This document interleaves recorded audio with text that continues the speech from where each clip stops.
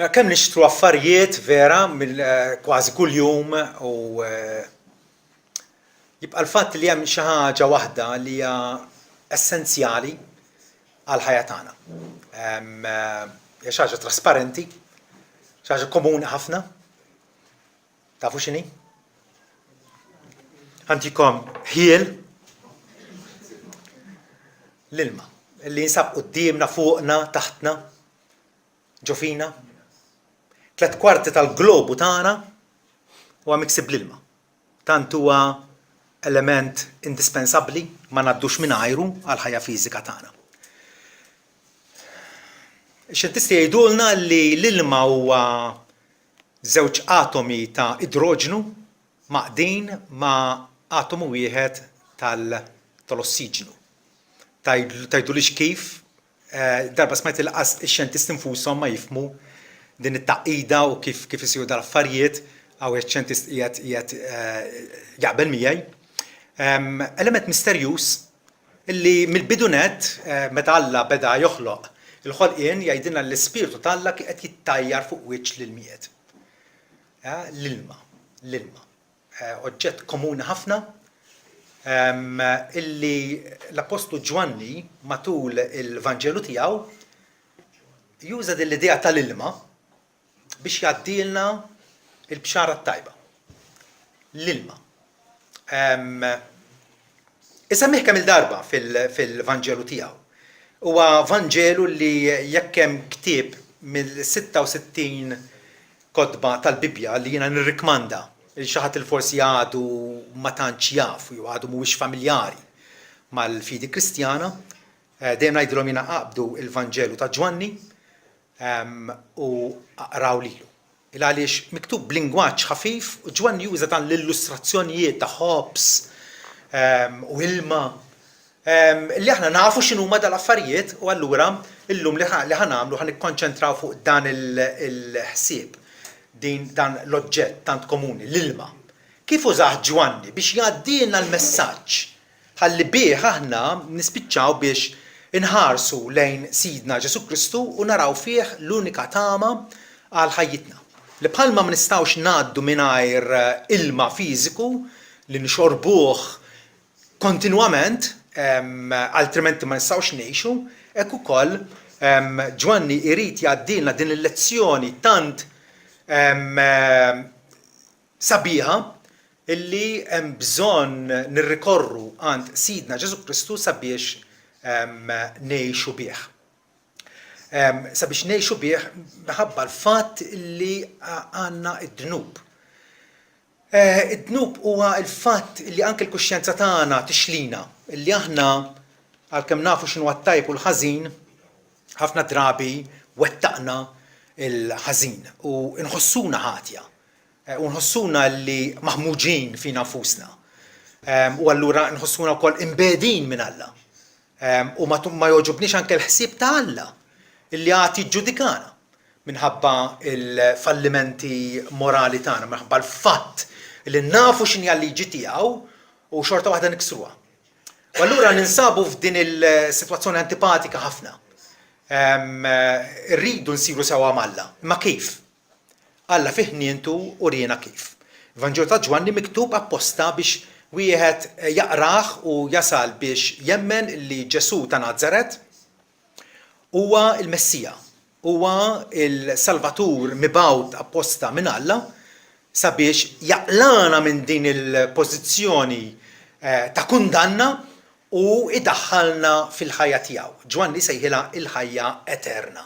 Il-ħajja eterna. Li tara fil-Alla, li tkun milquh minnu, li jkollok relazzjoni vitali miegħu, relazzjoni ħajja miegħu. Jgħidilna wkoll li Ġesu ta' Nażaret huwa l-Messija huwa wkoll l-iben Alla u li huwa divin. Li għalkemm der fostna bħala sempliċi bniedem, fatti n-nies komuni jafu bħala Ġesu ta' Nażaret, però huwa aktar minn bniedem. Huwa Alla nnifsu. Ix-xbija ta' Alla l-Missier li ma jidirx. Alla der fostna, Ġesu jgħid min rali li ra lill-Missier.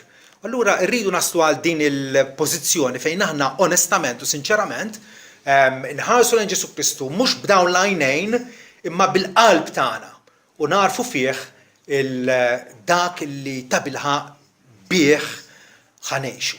Bħalma ngħixu billi nixorbu l-ilma regolarment minn ġurnata għall-oħra. L-ewwel darba li semma l-ilma neħodkom miegħi matul il-Vanġelu ta' Ġwanni b'mod loġiku, mhux kapitlu wara kapitlu, biex nippruvaw nifhmu kif Ġwanni juża din l-idea tal-ilma ħalli għaddilna l-messaġġ tiegħu. L-ewwel darba li jissemma l-ilma huwa proprjament f'kapitlu wieħed. Fejn għandna il-prekursur il-Ġwanni l-Battista illi Alla bagħtu biex iħejji t-triq sabiex jipprepara l-poplu ludi ħalli jkunu jistgħu jarfu li Ġesu ta' Nazaret huwa proprjament dak li dwaru tkellmu ripetutament il-profeti. Li qalu saħansitra fejn kellu jitwielet, kellu jitwielet minn verġni,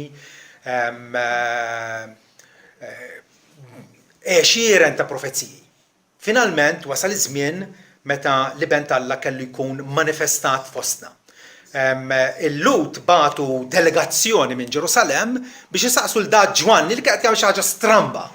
Kienet jagħmel mhux proseliti, mhux nies mill-paganiżmu, imma saħansitra nies tal-istess ġens tiegħu. Lut. U dik kienet xi ħaġa stramba allura. Għax il-Lut kienu jaħsbu li huma diġà jinsabu sewwa Alla. Però Ġwanni kien qed ixandar ma' mudija tandiema. Dawk li huma niedma, dawk li qed jiddispjaċihom minħabba dnubhom għax huma miksurin ma' Alla, tajb kienu qegħdin imorru għandhom għand Ġwanni u Ġwanni kien qed jgħaddashom fix-xmara Ġordan bħala sinjal li sa huma ppreparati biex jilqgħu il-Messija. U allura Ġwanni weġibhom lil dawn il-delegazzjoni billi qal jiena nagħmed bl-ilma. Hawnni l-ewwel darba li qed tissemma il-kelma ilma. Jiena nagħmed bl-ilma, imma fostkom wieqaf wieħed li intom ma tafuhx, li ġej warajja, li jien m'iniex denju inħoll il-qafla tal-qor tiegħu. Kliem familjari smajnieh mhux l-ewwel darba llum mhux vera. Ġwanni meta ra dawn in-nies ġejjin għandu, Ġwanni ħass il-bżonn li huwa jagħmel pożizzjoni tiegħu ċara. U ma setax jgħinhom u jaqlaħħom mill-kundanna u l-ħtija. Imma kien qiegħed hemmhekk sempliċement biex jipponta b'sebgħu, infatti qudiemi għandi pittura famuża mill-Medjuevu fejn għandek il-Ġwanni qed jipponta lil Ġesu misluf fuq is-salib qed jipponta b'subajh. U hemm biċċa scroll miktuba bil-Latin il-ħaruf Alla, dan hu l-ħaruf Alla li jneħħi d-dnub tad-dinja. Ġwanni kien sempliċement pointer. U dinja importanti il-fatt li Ġwanni għalhom jien qed nagħmilkom b'sempliċi ilma ta' xmara, illi l-aktar jista' naddafkom mill-ħmiex tal-ġisem. Imma warajja ġej wieħed illi jiena m'iniex denju. Ma nikkomparax miegħu. Ma nistax nitqabbel miegħu. U wis aktar superjuri minni. U se jagħmidkom bl-Ispiritu Santu. U allura Ġwanni hawn qed jagħtina lezzjoni li jien kelli bżonna fit-tfuliti meta kont għadni żagħżugħ il għaliex konna mrobbijin fissazzjoni fuq il-qaddisin. Fuq il-qaddisin titlob il-dak, titlob il-ieħor, lajt grazzja minn għand tal-qaddis u mmorru nżuru s-santwari tagħhom u da. Kienet għada ħafna fil-kultura tagħna illi n-nies qegħdin ħarsu lejn il-qaddisin. Issa nagħmlu aħna ħobbhom il-qaddisin. Huma n-nies tal-Alla. Huma n-nies illi għarfu iservu u jħobbu lil Alla. Però li tasal biex titlob minn għandhom dak li Ġesu waħdu kapaċi jagħtik hemmhekk qed tagħmel żball gravi. Allura Ġwanni jrid jgħidilna hawnhekk mill-bidunet illi Ġesu huwa inkomparabbli. Intom ġejjin għandi. Imma jien jgħidilhom jien ma kontx nafu. Imma minn bagħadni nagħmed bl-ilma u ċe Alla l-missier illi ħatru kamandah biex jagħmed bl-ilma u stess qalli fuq min tara l-Ispiritu nieżel jibqa' fuqu danu li jagħmed bl-Ispiritu Santu. U dan li għandna bżonn. Li nkunu mamda bl-Ispiritu Santu. Aħna reċentament għamilna irtir bejnietna u taħxaqna. U ħadna pjaċir nitkellmu dwar l-Ispiritu Santu. Kemm huwa indispensabbli, kemm huwa meħtieġ għal ħajja spiritwali tagħna. Infatti, il-Bibja taqsam in-nies tad-dinja f'żewġ kategoriji. Dawk li għandhom l-Ispiritu tal-Alla, l-Ispiritu Santu u dawk li m'għandhomx.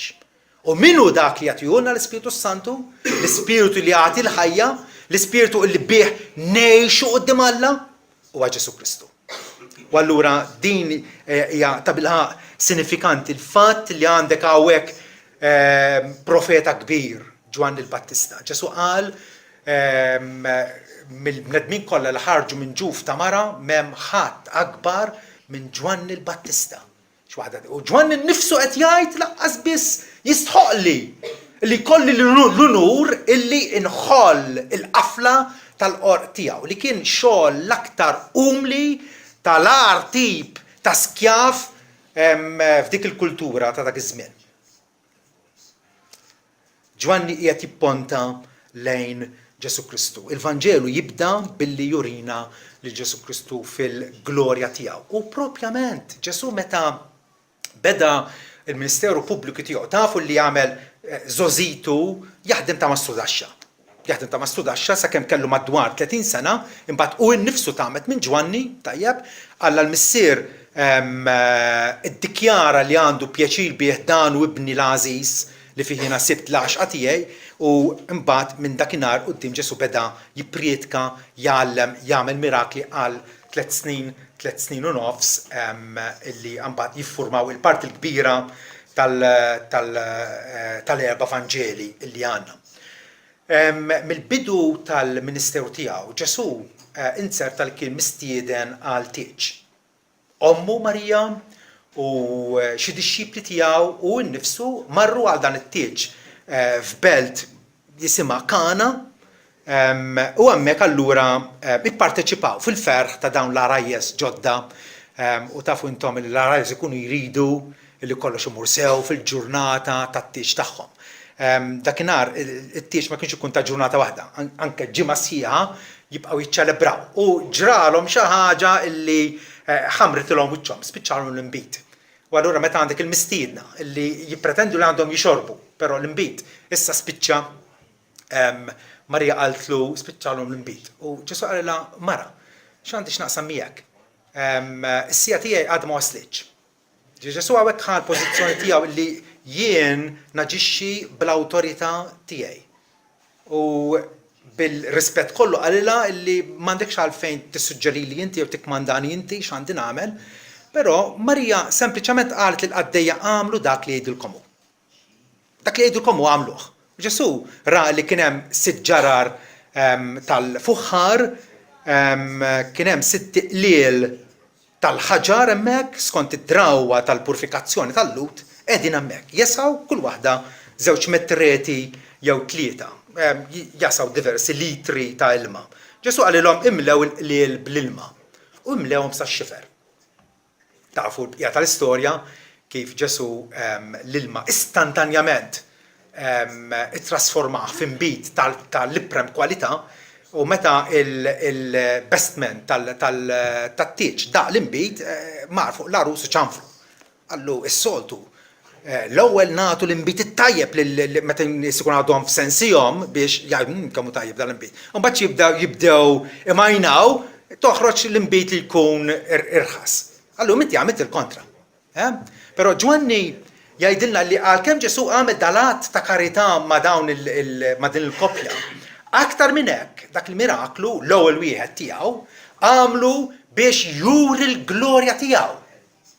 Dak li Ġwanni ipprietka dwaru qal li huwa l-liben tal-Alla huwa dak li għamiltkom bl-Ispiritu Santu, issa Ġesu beda biex jagħtina evidenza konkreta illi hu ta' bilħaq il-Messija. Illi hu ta' bilħaq dak li lejh għandna inħarsu sabiex jittrasforma il-ħajja kollha tagħna.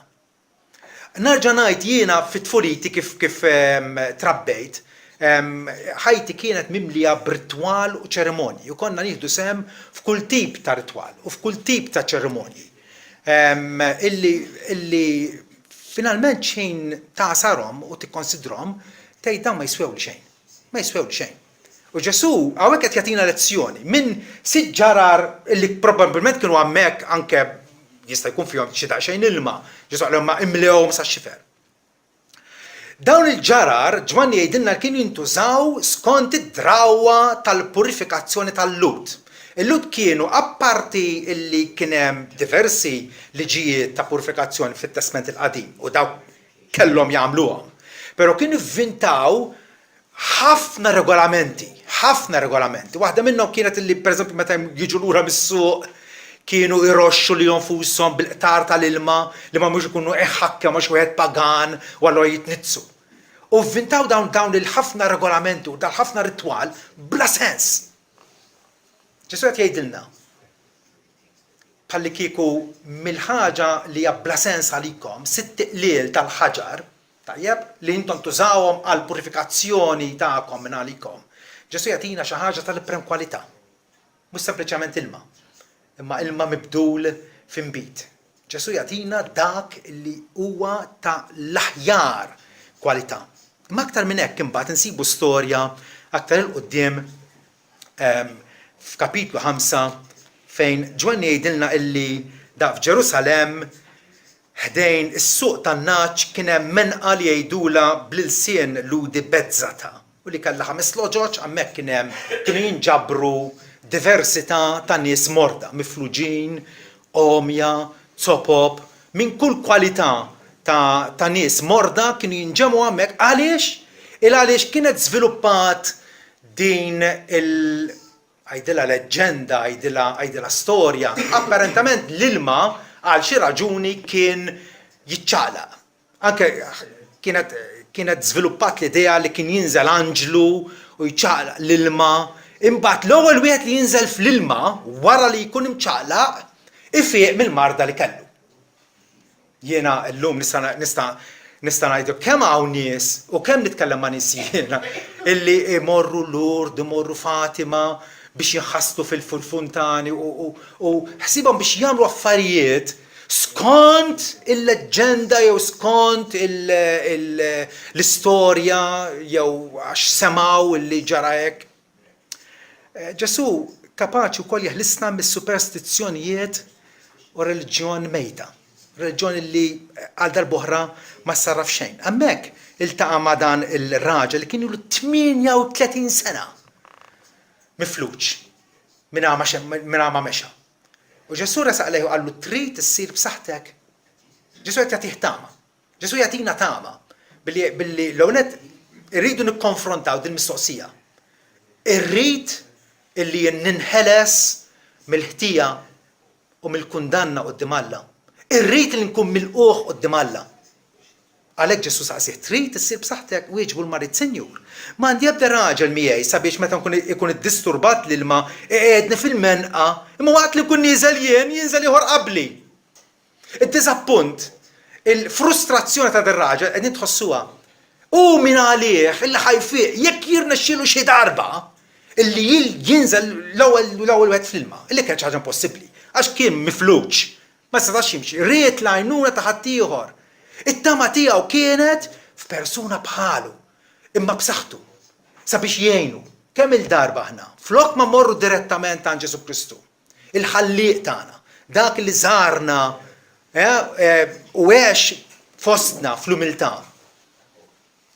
Flok ma ħarsu lejh, nħarsu lejn xi ħadd ieħor li jista' jgħinna. Għadna sal-ġurnata tal-lum u x'vera, n-nies jaħsbu li jekk jiena fenna fjena ħanamela mat-tal kapaċi jenni finanzjarjament, kapaċi jaġevolani, kapaċi daħħalni naħdem jagħtini impjieg hawnhekk. Flok ma nissaraw mal-ħaġa li hija essenzjali għalina, u ċoħ li jiena ninħeles mhux mid-debbolizza fiżika tiegħi, imma mill-mart spiritwali tagħna mid-dnub. Il-Bibja xxebbaħ id-dnub mal-ġdiem, ġdiem fir-ruħ. Il-ġdiem ma nafux ġifieri aħna. Kien komuni ħafna fi żmien Ġesu. Il-imġiddem kien jitwarrab, kien jiġi mor mill-barra mis-soċjetà. Kienu kollu jgħix għalih, jew ma lebrużi oħra. Tant kienet marda perniċjuża, marda kera. marda traġika, ma tistax tfiq minnha, ma kienx hemm rimedju għalija. Il-dnub huwa il-ġdiem tar-ruħ. Mhux biss ħamġilna ruħna ma wkoll joqtol ir-ruħna. U Ġesu hawnhekk naraw kif dan ir-raġel dajef, raġel bla tama, hawnhekk finalment qallu aqbad il-mitraħ tiegħek u mur l-endarek. Dak ir-raġel istantanjament qam u sab ruħu imfejjaq. Dak li aħna naħsbu li għandna bżonn lil ħaddieħor u għandna bżonn superstizzjonijiet u nagħmlu minn kollox. Ġesu huwa tweġiba għal għada miskina tagħna. Aktar kmieni infatti Ġesu jitkellem ma' wieħed jismu Nikodemu, espert fil-Bibja. Il-Bibja kien jafa fuq ponot subaħ nassigurakom ħafna aktar milli tafu intom. Kienet mill-malmin prinċipali ta' Iżrael. U dana mara Ġesu bil-lejl u xtaq jaqbad konverzazzjoni miegħu u Nikodemu faħru u għallu għalna nafu li inti mgħallem ġej minn ant Allax, ħadd ma jista' jagħmel dal-mirakli qed tagħmel inti jekk Alla ma jkunx miegħu. U Ġesu illi jara fil-qalb tagħna jaf fejn ninsabu, Ġesu wieġbu qallu tassew ngħidlek jekk wieħed ma jitwilidx mill-ilma u mill-Ispirtu ma jistax jidħol fis-saltna tal-Alla. Għal darb'oħra jissemma l-ilma hawnhekk. Kwistjoni hawnhekk xi fisser l-ilma, jekk wieħed ma jitwilidx mill-ilma u l-Ispirtu ma jistax jidħol fis-saltna tal-Alla. Ħafna nies jgħidu jew xi nies jgħidu li hemmhekk hija l-Magħmudija. Però possibbli hija l-Magħmudija għax il-Magħmudija bħala sagrament Ġesu kien għadu mwaqqafix. Jew uħud jgħidu li huwa l-ilma illi jakkumpanja meta l-mara twellet ikun hemm ma naħsibx li. Ġesu qed jgħid love you għallu hemmhekk. L-ilma hawnhekk, l-ilma huwa simbolu tat-tindif illi jagħtina l-Ispirtu tal-Alla. Meta jwellidna meta jagħtina dik il-ħajja ġdida. Dik ħajja ġdida li Ġesu għalalna bil-mewt u l-qawmin tiegħu. Għalalna il-barka illi nkunu imwielda mill-ġdid, fiżikament nibqgħu ngħixu bl-istess ġisem. Imma r-ruħ tagħna fejn darba kienet mejta issir ħajja, fejn darba kienet imnitsa issa tindaf. Għalhekk jgħidlu jekk wieħed ma jitwilidx mill-ilma u mill-Ispirtu ma jistax jidħol fis-saltna tal-Alla. Nikodemu ma fehmux. U Ġesu ċanfru qallu int għallim f'Iżrael u ma tafx dal-ħwejjeġ. Għaliex ċanfru? Għaliex Nikodemu suppost fehem kemm il-darba l-profeti tkellmu dwar l-ilma bħala simbolu tat-tindif mingħand Alla. Eżajja 44 vers 3. Jgħid jien Alla qed jitkellem hawnhekk, jien insawwab l-ilma fuq min huwa ċan u gliegel fuq l-art nixfa, insawwab l-Ispirtu tiegħi fuq nislek u l-barka tiegħi fuq id-dixxendenti tiegħek. Għal darb'oħra bħalma għamel Ġesu, Eżajja qed isemmi l-ilma u l-Ispirtu fl-istess nifs, qed jaqgħadhom flimkien. L-ilma ifisser it-tindif tal-Ispirtu, l-Ispirtu inaddafna. U allura araw kemm huwa importanti il-fatt li Ġesu niżel mismewwiet, għex fostna, miet finalment mislub f'umiljazzjoni maqgħuda barra minn Ġerusalem. U wara 3 ijiem irxoxta mill-imwiet da kollu sabiex jaqlalna ħajja ġdida quddiem Alla. Ħajja ġdida. Eżekjel 36 ukoll tkellem dwar dan il-fatt meravigliuż. Fejn Alla darb'oħra jgħid jiena inroxx fuqkom ilma nadif u tindafu. Mill-ħmiġ tagħkom kollu u mill-lidu li kollu tagħkom nippurifikakom u qalb ġdida wkoll nagħtikom u spiritu ġdid inqiegħed fikom. Naqlalkom il-qalb tal-ġebel minn ġisimkom u nagħtikom qalb tal-laħam u nqiegħed l-Ispirtu tiegħi ġewwa fikom. Għal darb'oħra l-ilma u l-Ispirtu imsemmija flimkien. Ġesu huwa dak illi minħabba fih u bil-merti tiegħu jaqlalna il-don tal-Ispirtu Santu. Ħajja ġdida quddiem Alla, it-twelid mill-ġdid. illi għandna bżonn. Ġesu maħallina febda dubju, jekk wieħed ma jitwilidx mill-ilma u l-ispirtu ma jistax jidħol fis-Santa talla. Dan huwa l-emil talla, favur tagħna l-midinbin, illi jatina spirtu ġdid. Ġesu inkomplu naraw kif matul il-Vanġelu tiegħu Ġwanni jurina lil Ġesu bħala għaddej. Issa niftakru li Ġesu huwa s-Sultan tas-Slaten, il-ħallieq tas-sema u l-art. Aħna nemmnu f'Alla wieħed, il-Missier, l-Iben u l-Ispiritu Santu. L-Iben, skont il-patt tal-grazzja, oġbu li jidentifika li hu nnifsu magħna, laħam bħal tagħna, ruħ bħal tagħna, għex ħajja perfetta fuq l-art, ħajja ta' servizz, ħajja ta' qadi, prattikament ħajja ta' seftur, ħajdu hekk. Ħajja ta' seftur. Fej anke sal-aħħar net naraw meta Ġesu kien miġmuħ mal-bqija tad-dixxipli tiegħu. Waslu biex jiċċelebraw waħda mill-festi tal-Lut, il-festa tal-Eid. U s-soltu jkun hemm għaddej illi lill-mistiedna jew dawk li lesti biex jersqu mal-mejda ħajjieklu kien jaħslilhom riġlihom. Għaliex? Għaliex il-toroq ta' dak iż-żmien kienu tat-torba. U tirfes fuq it-torba bis-sandli u allura mill-ewwel jibdew jitħamġulek saqajk.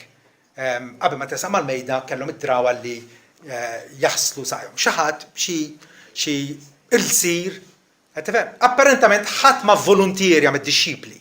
Ġesu ħall-inizjattiva tajjeb warra b'wejġu għamel xugama miegħu mela l-friskatur bl-ilma u beda jaħslilhom riġlihom u nnifsu. Xin wasal għal Pietru għallu skandalizzat, għallu ma jkun qatt ma li taħsel. Ġesu għallu jekk ma naħslikx, ma jkollok sem minni. Ġesu hawnhekk qegħdin naraw li jkompli iservi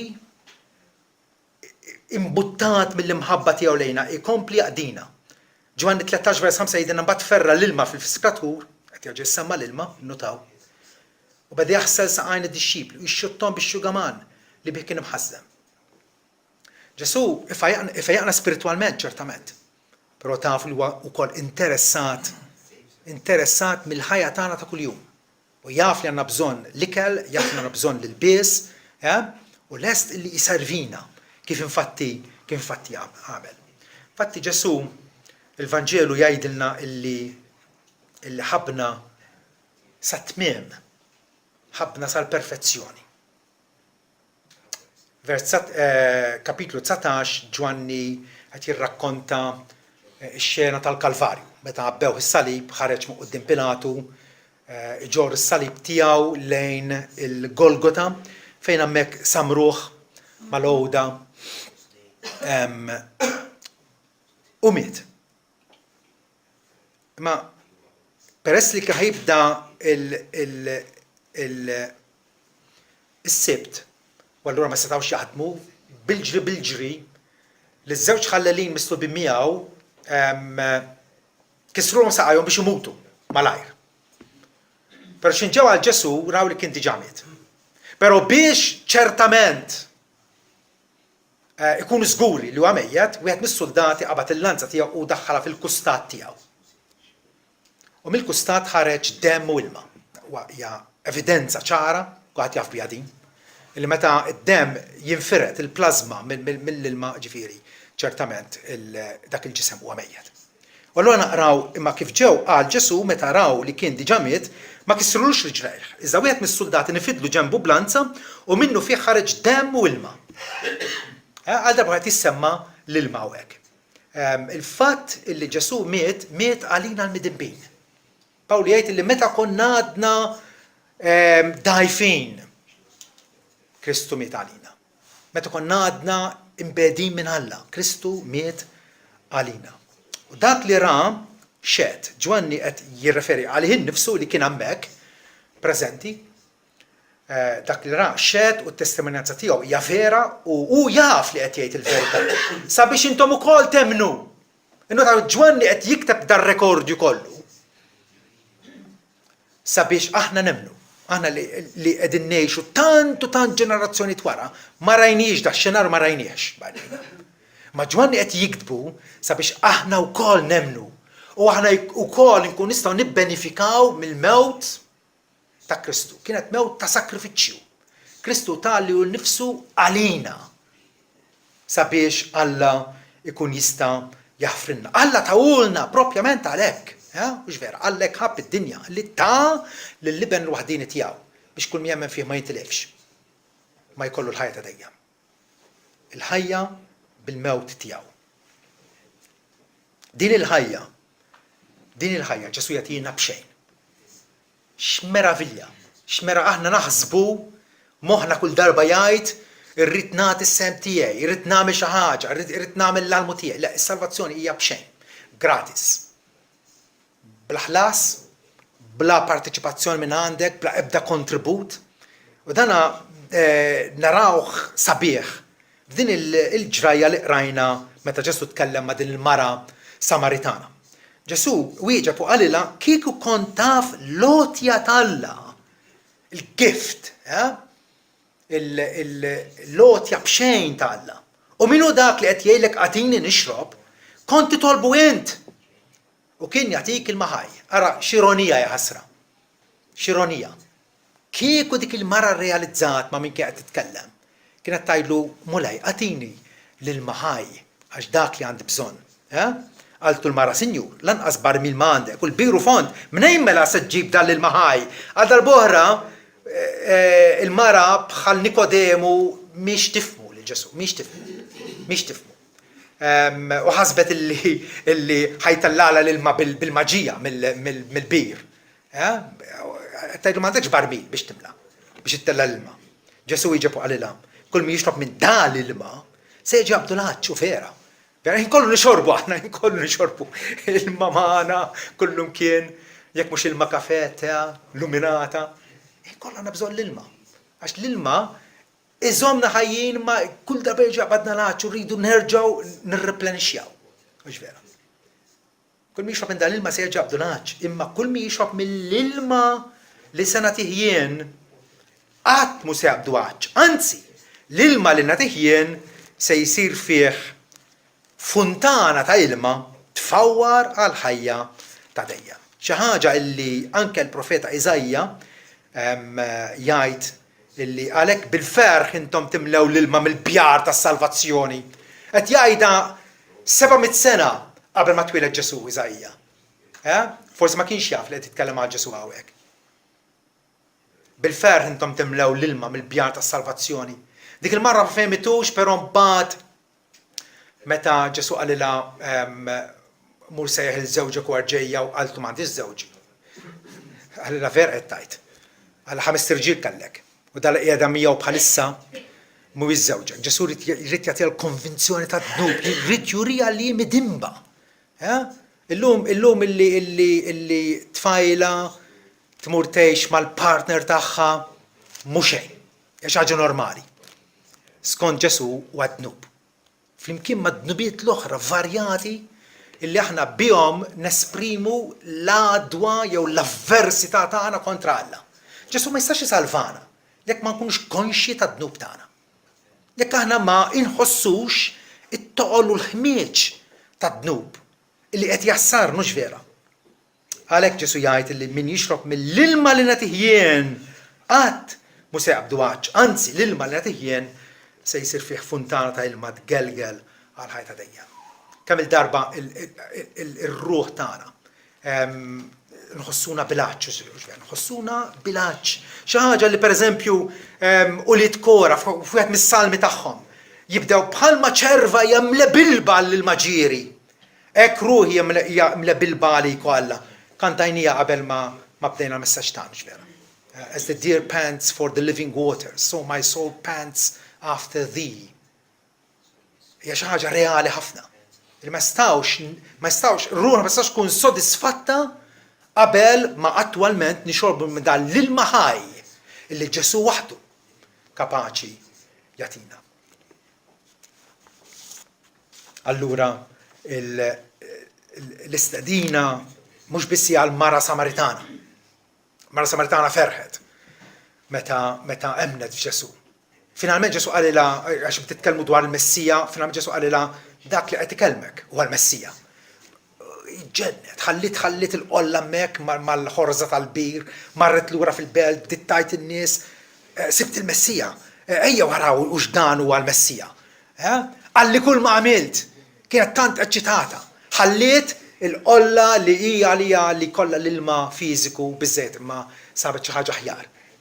U dak li Ġesu offra u attwalment tal il-Mara Samaritana li tagħtina lilna l-koll. Lilna l-koll, offerta miftuħa għal kulħadd. Li dawk li jridu jissodisfaw ruhom spiritwalment irridu nirrikorru għandu. Mhux għand il-qassis, mhux għand xi pastor, mhux għand xi psikologu, mhux għand il-ħabiba tagħna biex inferraw id-dwejja tagħna f'udnejha. Ġesu li kapaċi jagħtina dan il-maħaj. Għalhekk darba minnhom, meta kien f'Ġerusalemm, f'waħda mill-festi tal-Lut. Ġesu tela wkoll għall-festa. U fl-aħħar jum, il-jum il-kbir tal-festa jgħidilna f'kapitlu 7, vers 37. Ġesu qam bil-wieqfa u għajad. Għajad biex jisimgħu kulħadd. U qal, jekk xi ħadd bilaċ ħajġi għandi u jixrob. Min jemmen fiha bħalma qalt l-Iskrittura, mill-font ta' ġewwa fih se jgelglu xmajjar ta' il-maħaj għal darb'oħra jiġi jsemmi l-ilma. Il-ju jatina illi ngawdu u jatina id-dritt illi nesperjenzjaw. Min jemmen fiha. Kif temmen f'Ġesu? Billi qalbek tħares lejh. U tinsa kollox u tinsa l-ħaddieħor. Billi inti iżommu bħala l-uniku tama tiegħek għall-ġenna. Ġesu huwa t-tweġiba talla għal gwaj tagħna li aħna ġibna fuqna nfusna bid-nubiet tagħna. Nubiet tagħna li aħna naħsbu li b'mod in ġenerali ngħadduha maħniex prostituti, maħniex briganti, maħniex ħallalin, maħniex indaħlu il-kontrabandu, maħniex nagħmlu dawn l-aru każijiet li nisimgħu dwarhom fuq il-gazzetta, però xorta midneb. Xorta midneb. F'dan il-ktib ċkejken li nixtieq illi kulħadd jaqrah. L-awtur Todd Friel jgħid li anke tagħmel l-ewwel dnub meta jkollok 15-il sena issa nkun xbajna nidimbu ta' 15-il sena, xbajna nkunu, imma jekk tibda tagħmel l-ewwel dnub ta' 15-il sena. U tagħmel tliet dnubiet kuljum, issa mhux 30 naħseb nagħmlu ħafna iżjed. Nuqqasijiet li ma xorta waħdu ma' dnubiet. U għalu tgħix ħajja medja ta' 70 sena, illi kollha kemm aħna naħseb jiena nixtiequ naslu għal dik l-età. Qal tkun għamilt hawnhekk għamilt daqsxejn ta' graf. Imma hija xi ħaġa ta' twerwir. Hija xi ħaġa grav, tkun għamilt aktar minn 60,000 dnub. 60,000 offiża quddiem Alla, jekk inti il-pulizija ittellek kumparsa l-qorti fuq 3 akkużi biss, 3 akkużi. X'tama għandek li teħles mill-qorti? U ma tiddubbax xi sentenza għal ħabs jew xi ikollok tħallas xi flus. M'għandekx ċans. Aħseb wara 60,000 dnub. Kif se tiddefendi jekk innifsek quddiem Alla ġust u Alla twajjeb u għaxu twajjeb. U għaxu twajjeb u ma jinxtarax ikollu jikkastigak ta' kienar. U l-kastig tiegħu huwa l-infern. U frattant ħafna nies jibqgħu jaħsbu li jistgħu jgħaddu mingħajr Ġesu Kristu. Hemm diversi raġunijiet illi forsi iżommuna l-bogħod minn Ġesu Kristu. Dawk offiżi bil-verità, il-mara Ġesu meta beda jsemmila l-awwar tagħha li kienet mara poġġuta. Vera? Setet ħbietlu. Ma qaltu, Sinjur, qed narra inti profeta. Kif taf il-ħaj personali tiegħi? Però hemm nies li jkunu offiż bil-verità, li jkunu qegħdin jgħidulek li l-kelma tal-Alla ma toġobnix, mhix ħankob naqra, ħanwarraba, għaliex qed toffendini. Qed tixlini. Isiru skomdi fil-kuxjenza tagħhom. U allura jibqgħu jippreferu jgħixu fid-dlam aktarx mill-fid-daw. Jew bil-illustrazzjoni qed nużaw illum jibqgħu għaċċanin Aktarx milli imorru għand Ġesu biex jaqtaw l-għaġġ tagħhom. Oħrajn jaħsbu li jidhrilhom li m'għandhomx jambu Salvatur. Li m'għandhomx għax prattikament huma nies twajba. Ġennata meta naqablu lil nfusna ma' ħaddieħor. Qudiem il-liġi ta' Alla, l-Apostol Pawlu jgħidilna li l-kol kemm aħna waqajna l-isfel mill-glura ta' Alla. Imma hemm ukoll nies li forsi jibżaw jersqu lejn Ġesu għaliex imbagħad jitwarbu soċjalment. Din ħossuha, hija verità li la m'intix mal-merħla, la m'intix mal-massa tan-nies, tajjeb wallu qed tiddistingwilek innifsek minnhom għax inti dixxiplu ta' Ġesu jaħsbu li mbagħad ħajkollok ħajja diffiċli. Però ma jafux li Ġesu kapaċi isostni lil tiegħu, kapaċi jiddefendihom, kapaċi jħarishom ukoll. U avolja qal li d-dinja tobodkom għax badet lili, però nafu wkoll illi kapaċi Ġesu wkoll iżomm jipproteġi lin-naċ tiegħu. Hemm min ukoll jibqa' mbiegħed minn Ġesu il għaliex jgħid li din il-ħajja preżenti 4 tiem għandna rrid ingawdihom. U allura jiffangaw fid-dnub, jiffangaw f'divertiment illeċitu. Mose dik it-tip ta' ħajja kellu minn kollox, però mbagħad għaraf illi aħjar igawdi, aħjar ikollu fuqu lajb ta' Kristu milli gawdi il-pjaċir ta' dnub għal ftit ta' żmien, għax ejju niftehmu. Tagħna hija ftit ta' żmien hija dell li għaddi minn ħajt. Malajr nikbru nixxieħu mutu. Għarax ġen li tibqa tajt ħangaqu ħadgawdi il-ħażen. Oħrajn forsi qegħdin jirreżistu lill-Ispiritu Santu. L-Ispiritu Santu qed jurihom, qed jikkonvinċihom jibqgħu jirreżistuh bħal mamlu s-semmija ta' Stefnu x'vera. Stefnu li qed jgħidilhom li intom qegħdin tirreżistu l-Ispiritu Santu ma tkomx ċirkonċiżjoni fil-bnejn tagħkom. Spiċċaw biex ħaġruh. Però x'inhi r-raġuni għalfejn qiegħed għadek imbiegħed minn Kristu ma morx għandu. Il-konsegwenza hija waħda diżastruża. Hija waħda diżastruża li Ġesu nnifsu iwissina dwarha. Li dawk it-tip ta' nies li ma jkunux xorbu minn għandhom, dawn ikunu mixħuta fid-dlamijiet ta' barra. Ġesu jgħidilna storja ta' wieħed raġel sinjur kien li kien jiddeverti bil-ħala kuljum u miet u spiċċa fl-infern. U fl-istorja jgħidilna da tkellem ma' Abraham u għallu ibgħat il-Lazzru biex ibil l-imqar it-tarf ta' sebgħu. ħalli jberridli l-sin għax ninsab miġuf dil-fjamma tan-nar. Issa u x'nar le ma ħsibx li huwa bħan-nar nafu. Hija xi ħaġa wisqar il-kastig tal-infern. Per Ġesu jwissina ripetutament il jekk mhux ħajja bih allura maqtwejn minn Alla għall-eternità. Biex żgur niftehmu, żgur il-messaġġ jasal. 4 punti u nagħlaq bihom. Aħna l-koll midinbin. Il-koll offendejna lil Alla u allura Alla ma jista' jagħmel xejn ħlief jikkastigana jekk nibqgħu kif aħna. Ħafna nies jippruvaw isalvaw lil nfushom bl-opri tajba tagħhom, billi jipparteċipaw fis-sagramenti, billi jgħixu ħajja tajba għax jidrilhom illi id-dnubiet qegħdin jagħmlu fuq keffa waħda kapaċi ipattu għalihom fuq il-keffa l-oħra billi jagħtu l-karità, isumu u dal-affarijiet kollha. Però dik is-sistema ma taħdimx. Għax inti għalkemm qed tagħmel it-tajjeb, xorta waħda għamilt il-ħażin. Jekk titħarrek u titla' l-qorti jakkużat b'xi ħaġa, tajjeb l-imħallef mhux ħajkun impressjonat jekk tgħidlu li isma' Ebatni l-liberati għaliex fl-aħħar jiena raġel tal-familja, għandi ġob u nagħti fl-istrina u dal-affarijiet kollha. Mhux ħajkun impressjonat daqshekk. Il-fattu li dnibt. Wara l-idea li aħna nistgħu insalvaw lil nfusna hija waħda falsa. Frattant Kristu għamel tpattija għal midinbin.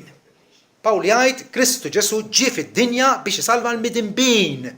Taraf li jekk innifsek bħala midneb. Taħraf li jekk innifsek illi preżentament inti tinsab maqtuħ mill-ħajja tal-Alla. U li Ġesu kapaċi iva jagħtik ir-rikonċiljazzjoni, iħabbek lura mal-Alla. U allura jridu nilqgħu dil-għotja tiegħu. Tkellimna dwar llum bħala ilma. Ilma li r-ruħ għandha bżonn biex tixrob. Bħalma qal Wistin Tajpon, Omu lejn ħlaqtna lik innifsek u ruħna ma tistax tistrieħ qabel ma tistrieħ fik. Iridu nixorbu. Iridu nilqgħu l-għotja ta' Kristu bil-fidi. U ċoħe billi aħna nuru dik il-fiduċja tagħna fih. Nilqgħuh bħala s-Salvatur tagħna. Il-Bibja tikkonkludi dawn il-preċiżi kelmiet. Ħajjiġi kull minnu bil-għaġġ. Ħajjiġi kull minnu bil-għaġġ. X'qed iżommok? X'qed iżommok? U x'inhu dak li qed iżommok mhuwiex raġuni valida. Hija biskuża. Ħajjiġi kull minnu bil-għaġġ u kull min irid.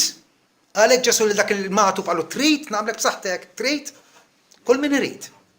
Ħajjieħu mill-ilma tal-ħajja b'xejn.